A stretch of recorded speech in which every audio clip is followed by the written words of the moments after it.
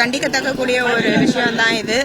அது பாத்தீங்கன்னா தொடர்ந்து கழக உடன்பிறப்புகள் அவரை அரெஸ்ட் பண்றாங்கன்றதுக்காக அவரை நேரடியாக காண வந்திருக்காங்க. அப்படி பார்க்க வந்த கழக தொண்டர்களை போலீசார் கடும் டட்டி சார்ஜஸ் எடுத்துட்டு இருக்காங்க. ஸோ அதுல இன்னைக்கு 2 பேர் ரொம்ப அடிபட்டு ஒருத்தருக்கு மூக்குல பிராக்சர் ஆயிருக்கு, ஒருத்தருக்கு உடம்பு ஃபுல்லாவே பிளட் கிளாட் ஆயிருக்கு.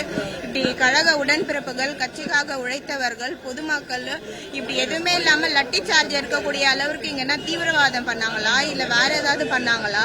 இப்படி லட்டி சார்ஜ் எடுத்து ஒரு அரை மணி நேரத்துக்குள்ள இந்த அளவுக்கு போலீசார்கள் பொதுமக்களிலும் கட்சிக்காரங்க மத்தியிலும் இந்த மாதிரி ஒரு நடவடிக்கை எடுத்திருக்காங்க.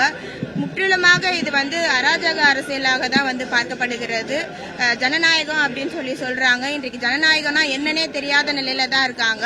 ஜனநாயக படத்துக்கு போய் தியேட்டர்ல உட்காந்து அழுகுறாங்க. ஆனா இப்படி ஒரு நபருக்கு ரத்தம் வரக்கூடிய அளவிற்கு அடிக்கக்கூடியது தான் ஜனநாயகமா?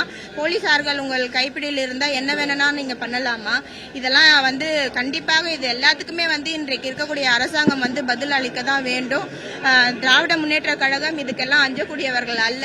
லீகலா என்ன ப்ரொசீடிங்ஸ் பண்ண முடியுமோ அதன் வகையில் அனைத்துமே நடவடிக்கைகள் மேற்கொள்ளப்படும்.